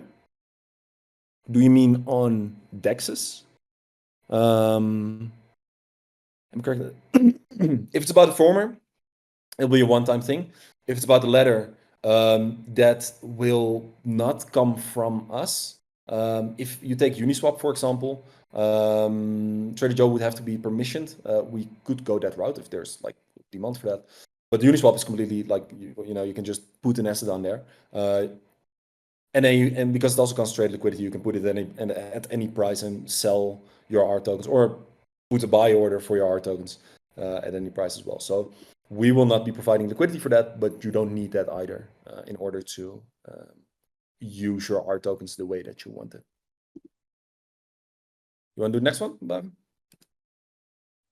Yes, sure. Which one is it? This can you confirm? Can you confirm a simple example? Assuming that $100,000 is deposited, 60% is available immediately, 40% will be compensated with one R tokens. Yeah. Okay. Yeah. I'm gonna go like statement by statement. Okay. So there is a user with 100K of DPUSDC or of USDC that he deposited before the hack. So in the moment of the unpause, he will get in the new pool, because we are redeploying the pools, he will get 60,000 DPUSDC, and the 40%, the remaining 40% will be converted to R tokens, but the R tokens are gonna be not actually this 40%, it's gonna be 40K times 1.4. Yeah, sorry, I don't want to do the maths right now, but it's easy calculation. And then when it's this 1.4 is gonna be airdropped to your wallets, and this 1.4 is gonna be exchanged. This 1.4 times 40K, it's for 56. Let's say 50. Yeah, but so we get 56K R tokens, and they are they are swapped later to this revenue, 1-to-1. So this 56 is going to be 1-to-1 to 56K dollars.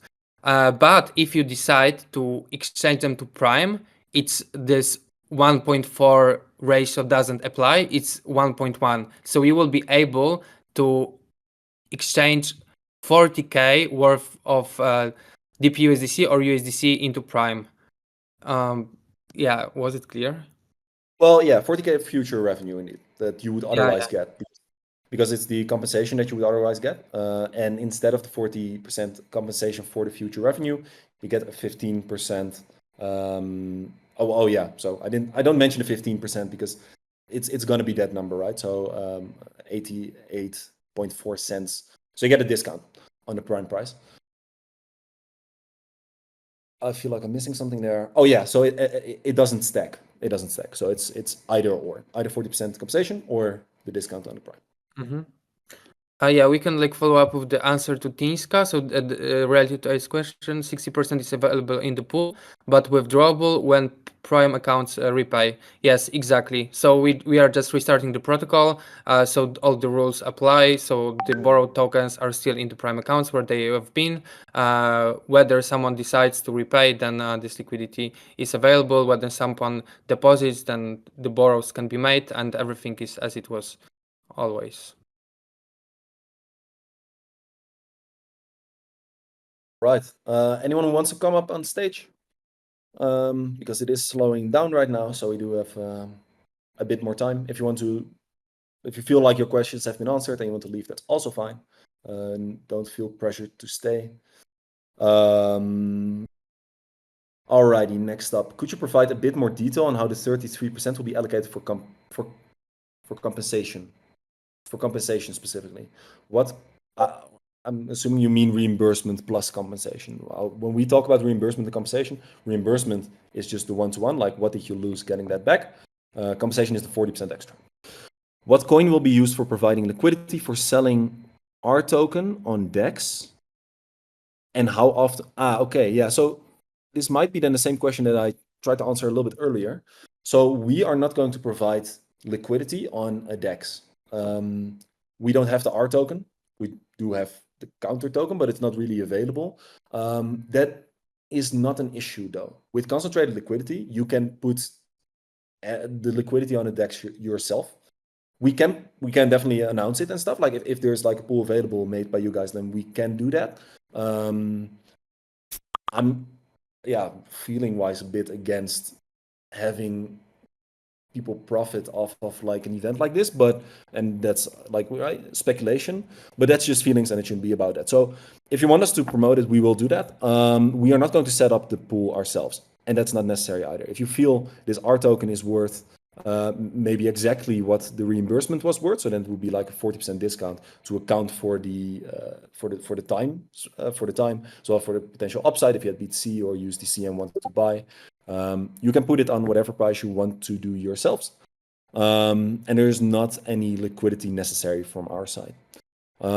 As for the first part of the question, could you provide a bit more detail on how the 33% will be allocated for compensation? So we have a lot of, so the 40% is essentially at the start, 33% of the total revenue will be distributed over all R tokens, and it will not be like an airdrop, you'll have to claim it, but all available R tokens which aren't burned through the Prime sale, they'll share in this 33%. The R tokens already have the 40% compensation because you get 1.4 R tokens for every dollar that you lost. So there's more questions. What about C prime holders? It sounds a lot like this plan disadvantages them. I don't see how at all. And the reason for this is that every decision that we made, and first of all, definitely like put some clarification on how you see this disadvantage C prime holders. For those who don't know what C prime is, it's the receipt token that you got from Colony Labs for jumping in the race that we did earlier this year. And that has a lock, and in the meantime, you can use C prime on the Colony platform to trade and whatnot, right? To speculate on the price. Every decision that we make, it goes through those priorities. One of those priorities is not by the things that we do negatively affect prime holders, right? One C token will be worth one prime token as soon as the cliff ends, or as soon as the vesting period ends, actually. So over time, it doesn't matter whether you hold C prime or prime.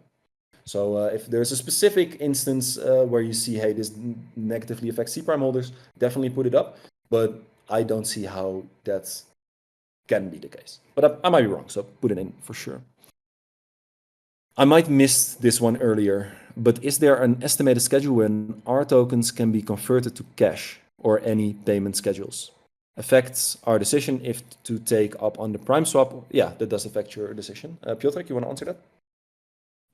Yes, of course.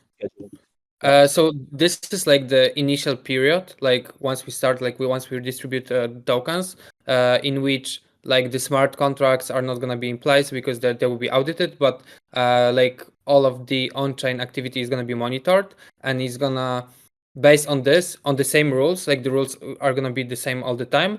The first R token reimbursement is going to be paid out or shared. And then from there on, there will be like a special purpose smart contract, which weekly or bi-weekly, this is yet to be decided, is going to be replenished with this 33% protocol revenue, with this division 66 versus 33, and then it will allow like periodically to claim this part of revenue. So we'll essentially be able to see 100% plus of our initial deposit on the protocol, though. No. I'm not saying what you said. I'm going to another question. Yeah. But it feels like you got a strong. I started answering. No. There are two tokens. There's DP token and R token. So DP token is the same as it used to be. It's your savings balance in DeltaPrime. R token is gonna be a different token, which is gonna be airdropped to you, and it's gonna be showed in DeltaPrime as well. And of course, we will build the UI, the UX for you to easily participate in this revenue mechanism. But yeah, it's gonna be a different one. Yeah, I was reading the next question. I didn't fully listen to the last part, but because I do hear you saying that it's not true. I think there's some truth in this, in the sense that, especially if there's a market for this created and that gives the R token a value. Initially, the R token, according to the blockchain, is valueless. I mean, we say, hey, this is going to be future revenue. It is going to be future revenue, but there's no dollar value on that immediately, right? Until there's a market for that, there's no dollar value on that. If the market decides, hey, $140 in future revenue to us is worth $100, and for example, DBank would show that as well, or MetaMask, then yes, you will see your initial deposit. You will have the 60% of your tokens, your initial deposit denominated in dollars, right? It might be higher or lower depending on what the market has been doing in the meantime. So the 60% you'll get access to immediately. I should say 57.51 minimum, can be higher. The other percentage you could sell then on that market, and otherwise it's going to be indeed in future revenue, which provided everything goes well, means that you'll indeed end up with more than the 100% that you started with.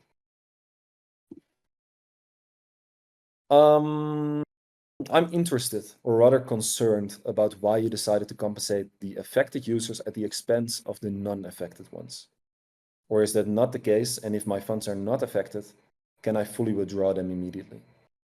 Everyone. Okay, so we have a couple of groups of users, right? You have Avalanche and Arbitrum. Avalanche was not affected. Nothing is happening over there. Nothing has been passed. You can use it exactly the way that you did before. Arbitrum pools have been affected in different ways, based on what the attacker could get their hands on, right? If there was liquidity that he could get, he tried to get it out of it. But due to prime account separation, there is a large part which was unaffected in the first case. But that depends on what people were actually borrowing at the time. The conversation that we've had on what a fair use of the stability pool is, I understand that it might sound as if we're going for equity in a way that if you had 65% in BTC left over and you have 40% or 45% in ETH, then we're gonna put that then we're gonna equalize that. That's not what we're doing. Instead, if you have 65% in BTC and we have 45% in ETH, then we're going to use the stability pool to bring that ETH to 65%. So we're not taking anything from the BTC side. We're filling up the ETH side. If we still have funds left over, we bring both of them up to get to as high a percentage as possible. We're spending the full $1.3 million. So we don't compensate the affected users at the expense of non-affected users. The reason that for some people it feels like they, let's take the same BTC example, right? It feels like it's unfair, which I don't agree with, but I do understand, is that if you have 45% and another pool has 65%, there is something to say for increase both of them at the same time. Again, I don't agree. We discussed this in the community. Majority of community members don't agree, but it's a fair argument to make for sure. So that's where that feeling comes from it being unfair, but there will be no instance at any time where we're going to say, hey, this 65%, we're going to use your money to cover to cover what they're missing. We're not going to do that. Any question you read in the meantime, Piotrek, you want to answer? Yeah, so there's a question of Smago, and I think probably a couple of people have in their minds what's gonna happen at 7 p.m. So the protocol is gonna be unpaused. The interest rate is gonna be fixed at the one which was previous to the attack, And then there is obvious question like what happens to the liquidations? Like if I was liquidated, if I'm gonna be liquidated just after the AMP hours, how can I protect? So generally, if you're in a situation like this, that like first of all, like please take a look at your account and try to check if everything is all right. But we will not take any bonus over any liquidation that happened or like would happen in the next hours, just because you didn't have a chance. You didn't have a chance to for example, rebalance your portfolio. So in that time, these fees are not going to be paid. It's going to be all reimbursed to you as a Prime account holder. And then we get a question, which is a great one, really. And if you're like on the brink of jumping out, I would recommend to stay in for a second more because I'm going to pull some things up. And the question is, but is there any schedule, like estimated 1 year? Now, here we're going to go into the area of predictions. And I mean, yeah, I do have to say, I don't know what the market is going to do. But we did do some simulations. Niels did, specifically. He's in this room as well. Credit goes to him. Did do some simulations on what the repayment time would be. I'll have to pull it up. So give me 1 second. In different instances, so with different scenarios of what's going to happen with DeltaPrime specifically, with our TVL. And we have a couple of assumptions here. We assume that the TVL to revenue ratio is going to stay the same. So what does that mean? Over 2024, we had $44 million in mean TVL. In this period, we did $2.7 million in total revenue. That means, okay, sorry, lost my train of thought there for a sec. So we have $44 million, $2.7 million of revenue. Right, exactly. So an assumption is, okay, this is going to stay the same. For every $44 million, every 9 months, we're going to make $2.7 million in revenue. Which might not be the case. For example, right now we have been making revenue only on liquidations, but there is something to say for adding transaction fees in there. The question that might pop up is, why won't you just add them then if you need the money? Because the more money we make, the faster we can reimburse people, right? But if we add transaction fees, there's also the chance, especially with that we just had a pretty big hit, that people who are already on the edge, okay, am I going to stick around? Am I going to leave? That they're going to leave. And then that amount of TVL you'll lose. So overall, you'll end up with actually making less revenue, even though you add a revenue stream. All to say, this assumes certain TVL numbers, which I'm going to get to in a second. It assumes that TVL translates to a certain amount of revenue, debt mainly. So there are a couple of scenarios. We've labeled them very low growth, which is very, very low growth. That means, let me see. Well, no, we have no growth as well. Yeah, we have no growth as well. No growth means that so right now we have about $30 million in TVL, a little bit less, which on the Avalanche side, right? Not on Arbitrum. This means by January 2025, we've dropped to $20 million. Clearly, that's horrible. That's a pretty bad outcome if you go from $30 million at what feels like a pretty rock bottom to $20 million. It also assumes that in April, we hit $25 million TVL. In July, we hit $30 million TVL, and then we never crossed $30 million TVL anymore. Again, it's all based on assumptions. If you ask me, pretty bad case scenario, right? In that case, everyone would be made whole by 2029, September 2029. So that's in 5 years' time. Then we have very low growth. Now, very low growth means that we don't grow in the next 3 months. Somehow we manage to stay exactly where we are.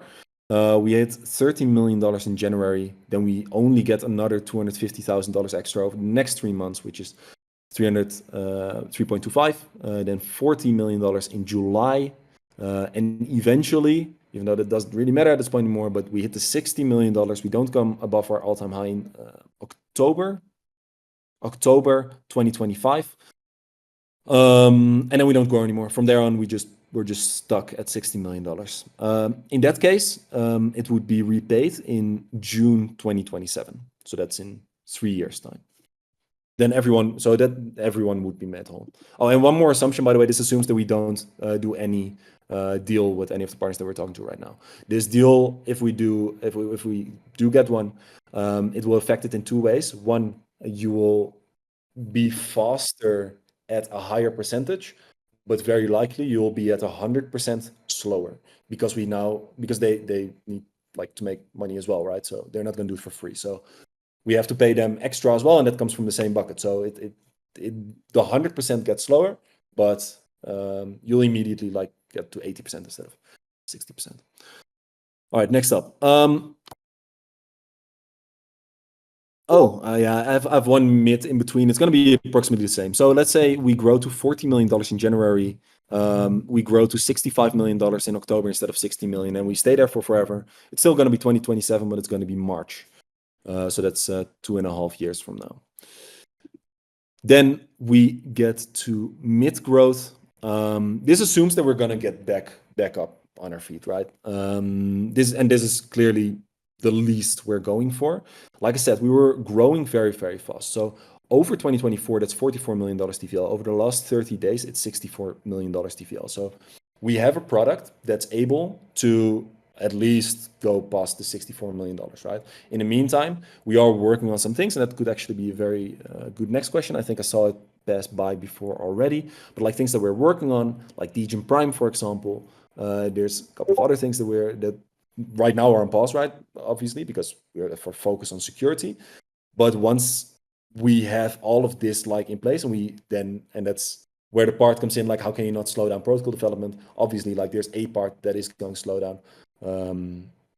But yeah, this assumes, okay, what we have planned like is just going to go as expected, right? So $40 million in January 2025. That will be like we would only get back $10 million of what we lost. But after that, we would grow decently. We would get to $65 million in April. So that's half a year from now to get back to almost the ATH that we had.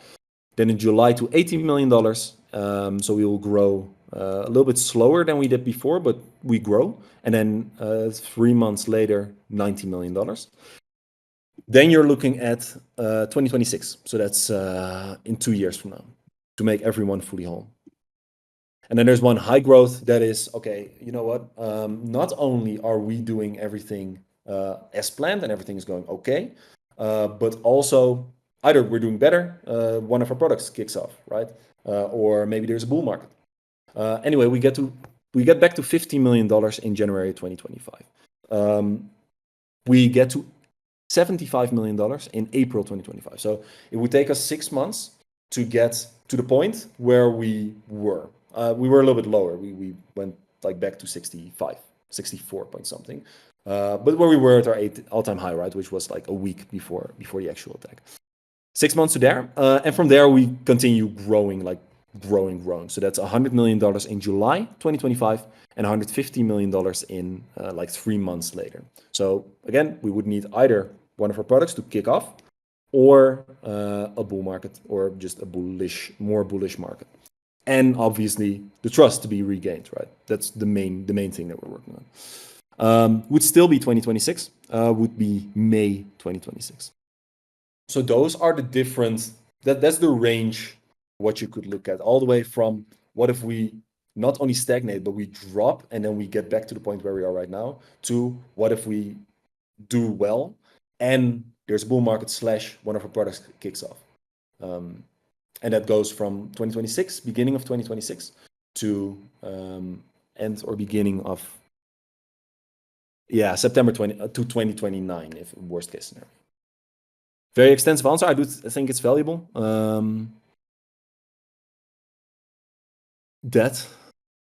But I was reading from my spreadsheet, so I don't know if there's like comments or thoughts. Or Piotr, maybe you, yeah? Yeah, Amar, Mr. 10B said that 5 years is an eternity in this space, and I think we all agree. But it's 5 years in which we are working on the product, and and it's like the next year and the second year and the third year, where like you've seen where we were like 1.5 years ago, like what Delta Prime combined in, and now we are like the biggest team we were ever. So yeah, this is like totally agree. 5 years is a really long time in crypto, but Yeah, this assumes that in worst case scenario.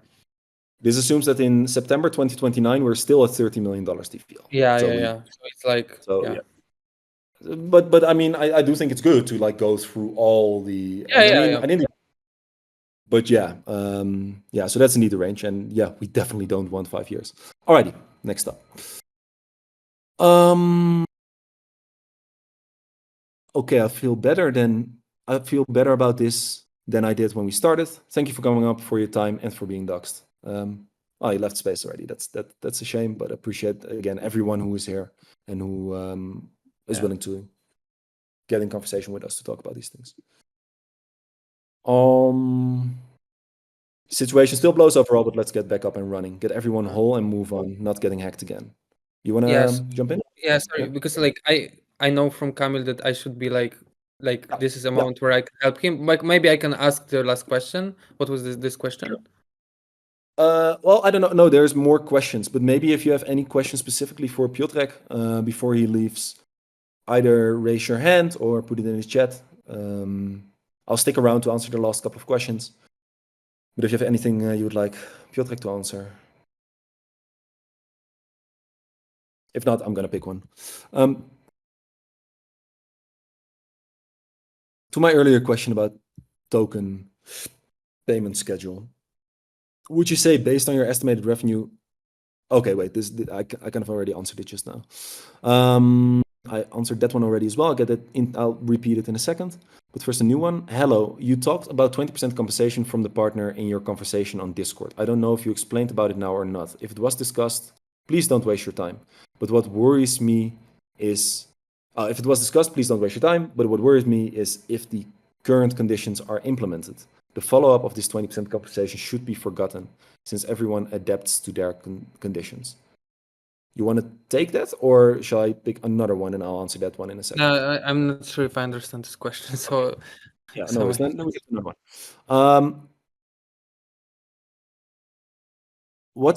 That's an interesting one. He's not here anymore, so that's a bit of shame. But the question is, what is the estimated TVL loss up and on pause? Yeah, that's a very good question. That all depends on you guys. But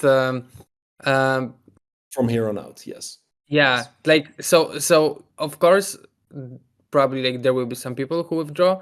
There will be maybe some more who deposit.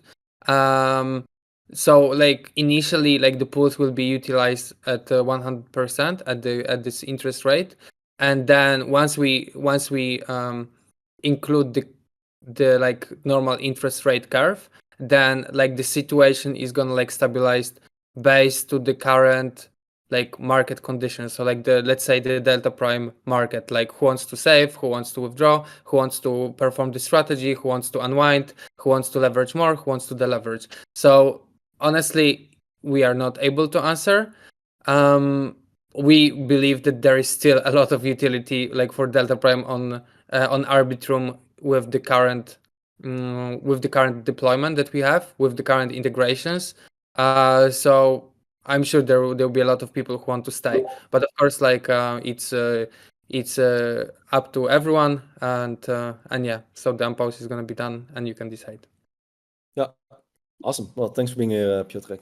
Guys, I'm going to stay around, but if there's anything that you want to say before leaving, do so right now. Oh yeah.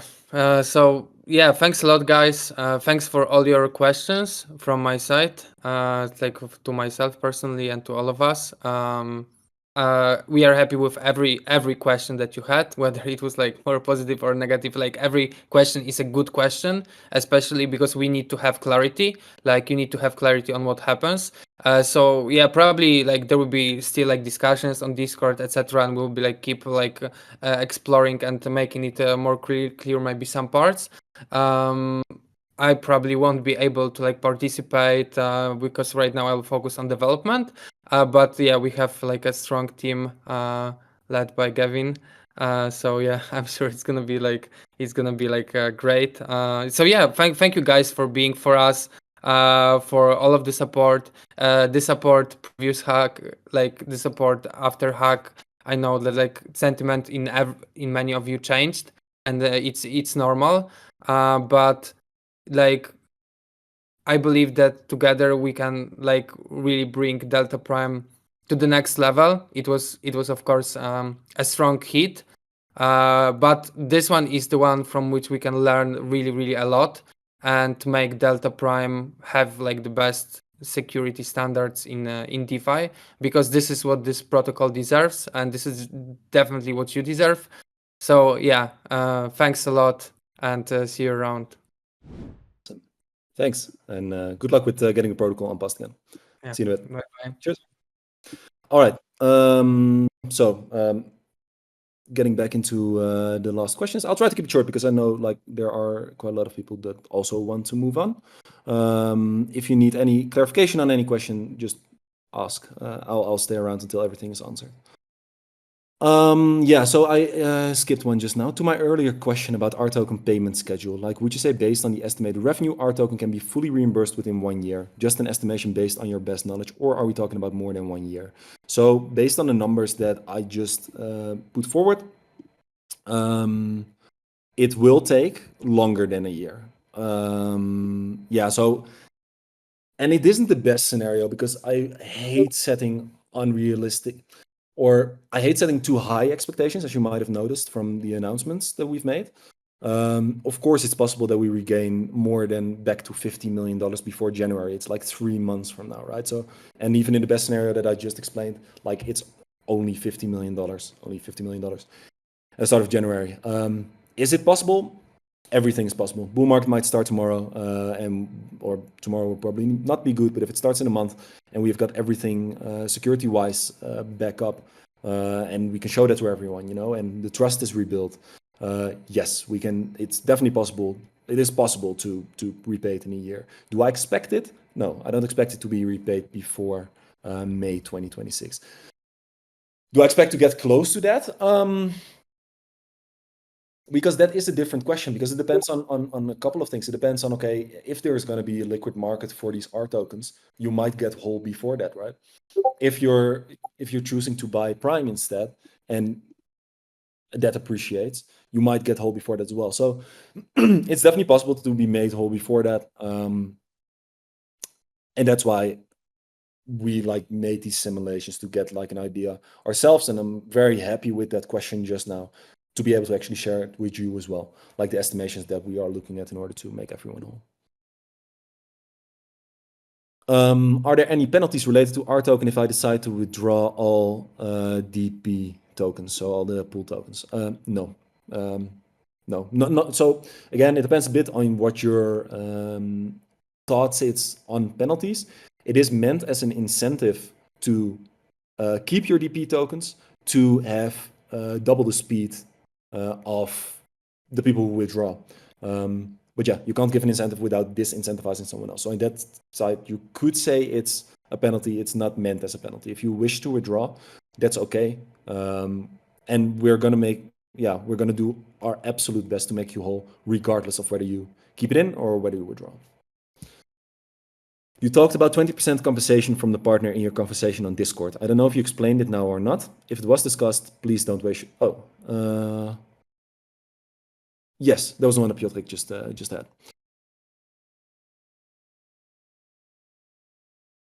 No, wait, no, he didn't. He didn't because he didn't get it. So, sorry. You talked about 20% compensation from the partner in your conversation on Discord. I don't know if you explained it now or not. If it was discussed, please don't waste your time. But what worries me is if the current conditions are implemented. The follow-up of this 20% compensation should be forgotten, since everyone adapts to their conditions. Honestly, I don't really get the second part of it either. So please write like a follow-up to clarify your question. On the first part, so On the 20% compensation from our partner, when we talk about 20%, we talk about 50% of funds lost. We talk about 20% of total assets that you deposited.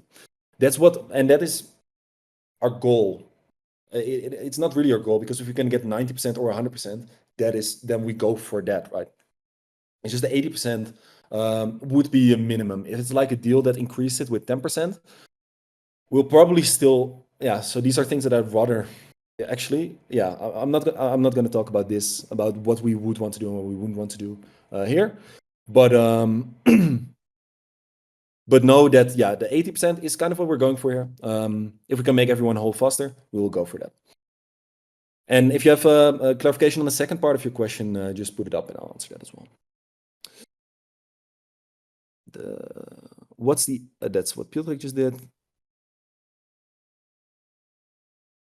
Would there be a write-up summary of the AMA? I'll give you one better. It's being recorded, so you'll be able to re-watch it. We're going to put it in one of the channels over here, so you can re-watch the whole AMA from start to finish, nitpick it. And if you have follow-up questions, you can put it either in a ticket or put it in one of the public channels. We're always available here to answer any questions as well.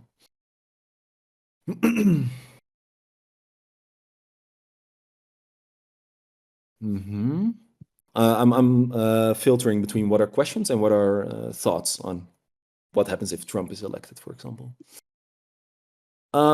Is it possible already to withdraw assets from PemPi, or are those still locked in a protocol? Those are free, so those are unlocked. You can withdraw them. Tell me if I have this wrong. To receive full reimbursement, we need to keep all redistributed funds in the protocol. Yeah, so that's not the case. To receive full reimbursement, you don't have, well, you have to claim it. That's it. But you can keep the funds in the protocol. You can leave it out or withdraw it. There is not going to be a penalty. Like, priority number one is making everyone whole. Everyone, regardless of what you do, regardless of whether you shame us on X, it won't make a difference. We're gonna try and make you whole, right? It's gonna make it harder, but we're gonna try and make you whole. That's priority number one. Priority number two is to do this as fast as possible, right? In order to do it as fast as possible, and in order to increase our chances of actually making everyone whole, because it's based on future revenue, we need to act in the benefit of the wider protocol as well, and to act in a way that increases the revenue made. Because of that, there is a benefit, a direct incentive of keeping your funds in the pools. You'll be reimbursed twice as fast. Everyone else will still be reimbursed. It might take longer. This is, by the way, this is a decision that you can switch on as well. If you week one think, okay, I'm going to keep it in, get reimbursed twice as fast. The revenue made in that week, you'll get like twice of that. If after that week you think, you know what, actually, I don't want it after all because of I didn't like the answers. I don't trust the protocol. I'm not happy with how they're moving forward right now, right? You can withdraw it. You will get to the other side. You will still be reimbursed. The other way it works as well, if you initially think, okay, I'm going to wait it out for a bit. I'm going to withdraw initially. Next week you think, okay, I'm actually very happy with the way it's being handled right now. Happy with the way the communication goes. I feel like this is a protocol that I can keep my funds in right now. You're happy to put it back as well, and then you'll accrue it twice as fast as well. So it's you're fully in control on that.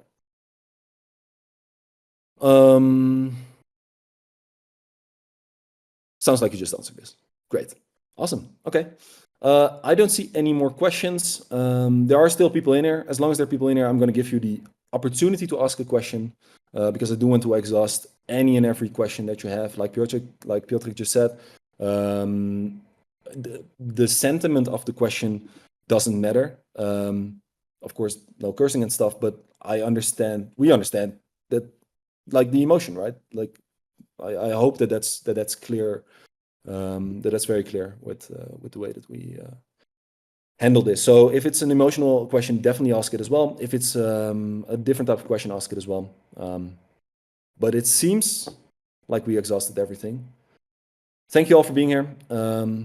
Thank you all for joining us. And I'm not only talking about this AMA, but just with the whole road from DeltaPrime all the way from start to where we are now, to 1 year from now. And I can't wait to do another AMA like this once we hit the 100%. That's really what we're going for here.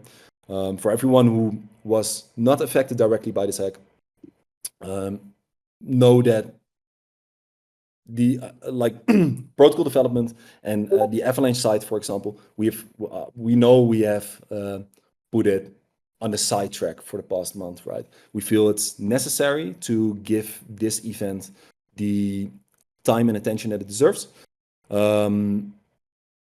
But yeah, we won't leave you in the cold. We're going to focus on Avalanche as well. We have to have a priority straight right now. Clearly, that's security. But both sides of the protocol, they're both. We're going to do our absolute best to get it as done as well as possible and to make the right decisions. And I'm really happy with the community input on that as well. So, again, thank you very much. We're going to close it and see you on the next one. Cheers.